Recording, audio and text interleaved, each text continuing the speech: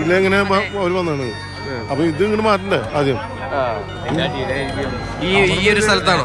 അതാ ബക്കറ്റ് കിടക്കണ ഇവിടെ പുറത്തേക്ക് വന്നാണ്. ഓടി വന്നോണ്ടിരിക്കുമ്പോഴാണ് പണിക്ക് പോയോണ്ടിരിക്കും. ബാക്കിയുള്ള ബാക്കിലെ സീഡി കൂടെ ഇറങ്ങിപ്പോയി. 2 സീഡി ഉണ്ട്, അപ്പുറത്തുണ്ട് ഇപ്പുറത്തുണ്ട്. അപ്പൊ ഇതിലെ ഇറങ്ങി വന്നിട്ട് അപ്പൊ ഇവിടെ ഇത് ആദ്യം മാറ്റുന്നത് 2 ജേസിക്ക് കൊണ്ട് ഒരു പണിക്ക് പോണ ടൈമാണ്. 6 മണിക്ക് അവർ ഇറങ്ങുന്ന ടൈമിലാണ് ഇത് സംഭവം ഉണ്ടാവുന്നത്.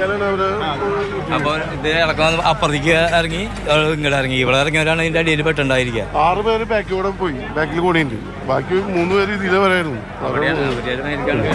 മെയിൻ സ്ലാബിന്റെ അടിയിലായിരിക്കാനാണ് സാധ്യത.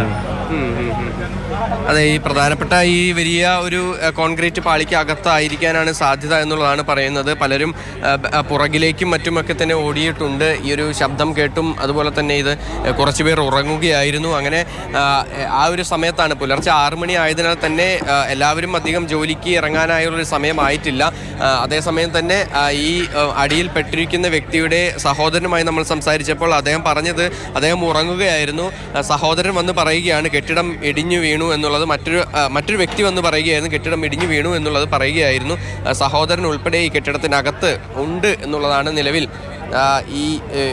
ഇവരിൽ നിന്നും, അതായത് ഇവിടെയുള്ള മറ്റ് ഇതര സംസ്ഥാന തൊഴിലാളികളിൽ നിന്നുമൊക്കെ തന്നെ നമുക്ക് മനസ്സിലാക്കാൻ സാധിക്കുന്നത്. എന്തായാലും വലിയൊരു ദാരുണമായ സംഭവം തന്നെയാണ് നടന്നിരിക്കുന്നത്. അതായത് ഇപ്പോൾ പുറത്ത് ഈ ഒരു 3 നില കെട്ടിടം, ആ കെട്ടിടത്തിൻ്റെ ഒരു ഭാഗം പൂർണ്ണമായും തകർന്നു വീണിരിക്കുകയാണ്. നമുക്ക് കാണാൻ സാധിക്കും അത് കല്ലുകൊണ്ട് ഉൾപ്പെടെ കെട്ടിയതാണ്.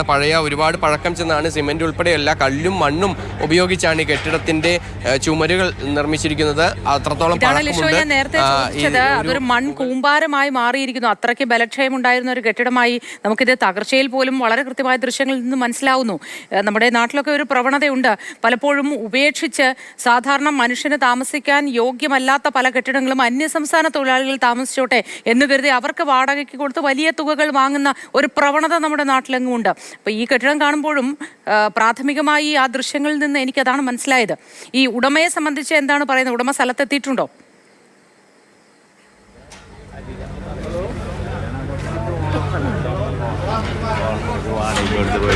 എവിടത്തുകാരനാണ്? ഇവിടുത്തുകാരനെ തന്നെ. ആളിവിടെ ഉണ്ടോ? ആളില്ലേ, ആ റോസ് ഷർട്ട് ഇടുന്നത് ആളാണ്. ഇത് എടുത്തവർക്ക് കൈമാറി ചെയ്ത് കൊടുക്കുന്നത്. ആളെ കെയർ ഓഫിൽ പണിയുന്ന പണിക്കാരായി ലേബർ സപ്ലൈയാണ്. അവർ പറയണത് ഇത് ഇതിൻ്റെ അടിയിലാണ് ഷോയെ, ഇതിൻ്റെ അടിയിലുണ്ടാവുന്നതാണ് പറയുന്നത്. അതായത് ഇതിപ്പോൾ ഈ എല്ലാ തൊഴിലാളികൾക്കെല്ലാമായി ഇങ്ങനെ അത് നൽകുകയാണ്, അതായത് വാടകയ്ക്ക് നൽകുകയാണ് ചെയ്യുന്നത്. ഇതിൻ്റെ ഉടമ എന്തായാലും ഇവിടെ സ്ഥലത്തില്ല എന്നുള്ളതാണ് ഇവിടുത്തെ നാട്ടുകാർ പറയുന്നത്. എന്തായാലും ഇപ്പോൾ അടുത്തതായി ഇപ്പോൾ സംഭവമാണ്. 3 പേർ കെട്ടിടത്തിനടിയിൽ കുടുങ്ങിക്കിടക്കുന്നു എന്നാണ് മനസ്സിലാക്കാൻ കഴിയുന്നത്. തൃശ്ശൂർ കൊടകരയിലാണ് സംഭവം. പഴയ കെട്ടിടമാണ്. അതിൽ താമസിച്ചിരുന്ന അന്യസംസ്ഥാന തൊഴിലാളികളിൽ 3 പേരെയാണ് ഇപ്പോൾ കാണാനില്ല, അല്ലെങ്കിൽ കെട്ടിടത്തിന് അവശിഷ്ടങ്ങൾക്ക് അടിയിലായി പോയി എന്ന് ഒപ്പമുള്ളവർ പറയുന്നത്. സങ്കടത്തോടെ കണ്ണീരോടെ പറയുന്നുണ്ട്. അതിലൊന്ന് എൻ്റെ സഹോദരനാണെന്ന് പറയുന്നുണ്ട്. ആ സങ്കടം നമുക്ക് മനസ്സിലാവും. തെരച്ചിൽ അവിടെ നടക്കുകയാണ്.